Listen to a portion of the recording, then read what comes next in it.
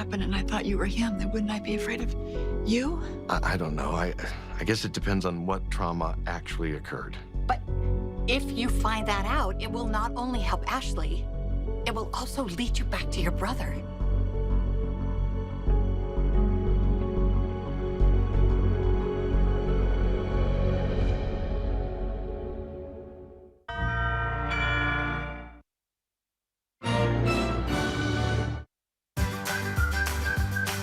I'm excited about this new journey. We're grateful that we get the opportunity to continue these characters and continue the story.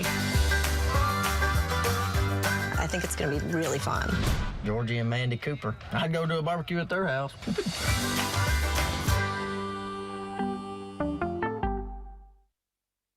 Madison Magazine's Best of Madison Readers Poll for 2024. Vote for the Best of Madison online today, including Hooper for Best Plumber and Best Heating and Cooling. Vote for Hooper and all your favorites on MadisonMagazine.com.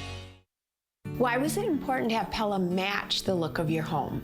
I love that I have a home that just can't be made anymore. It's 100 years old, it's a historic district, and we didn't want to ruin the look by having modern windows in an older home. I had a vision for what I wanted our home to look like. When I found out that Pella had an architecturally accurate product line, they simply guided us and helped us to make a great decision for our home. Order today and get 0% interest for up to 48 months. Visit PellaWI.com today. Senator Baldwin says I'm not from Wisconsin. But this was my childhood home. Graduated East High. Became a Badger in '86, where I've had my company for over 20 years. And this is where we live. It's our family home. I'm a fourth-generation Wisconsinite. It made me who I am. If Senator Baldwin's not going to be honest with you about where I'm from, what makes you think she'll be honest with you about anything? I'm Eric Hovde, and I approve this message. Right now at noon, a live look outside as we track the chance for more severe weather in our area. The First Warn Weather Team keeping us prepared. Plus, Janesville Police in a standoff with the suspect after investigating reports of threats. We're live at the scene with the latest there. You're watching News 3 Now at noon. Thanks for joining us on this Tuesday. I'm Josh Breiter. We begin with the weather once again this afternoon as more strong storms are expected to move through southern Wisconsin. This after yesterday's storms left the area soaked with rain. First Warn meteorologist Kelly Slifka is on the patio with a look at your certified most accurate forecast. We really need a break here, Kelly. Yeah, I'm so tired of this. I tell you what, it's just been rounds and rounds of storms, and it's been mainly hitting a lot of southern Wisconsin. Of course, sure, we've had some of these storms in the plains, but man, we just cannot catch a break here in southern Wisconsin because of all the rain. Definitely feel the humidity out here, and all that moisture in the air leads to some potential energy that could fire up later today. Some strong to severe storms.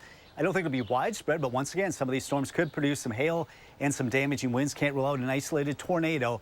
That'll be this afternoon right through tonight and mainly this evening. And you notice that humidity. Our dew point temperatures have been in the upper 60s, even some low 70s. So not only uncomfortable to be outside, but getting close to that oppressive category as well. We've got all that moisture in the air.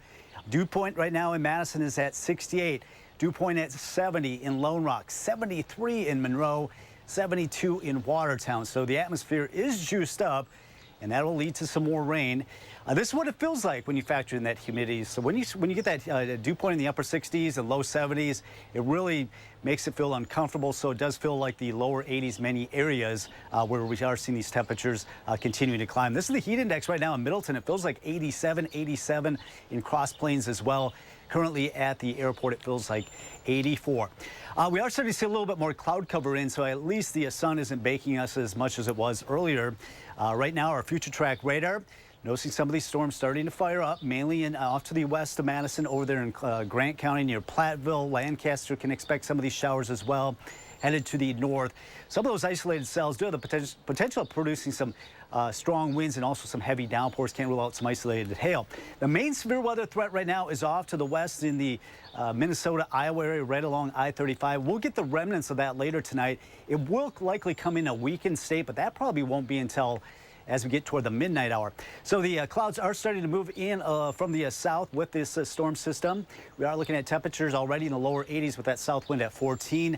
Temperatures in the low to mid 80s today with that chance of storms starting to ramp up later this afternoon and especially tonight. We'll see a couple of rounds. We'll talk more about that rain chance tonight and when we can finally get some drier weather coming up. It's been a while since we've seen humidity levels like this, Kelly. Yeah, I mean, well, this is obviously the worst day. We've had both a little bit of the last couple of days, but today has been the worst so far. All right, we'll see you in just a few minutes. Thank you.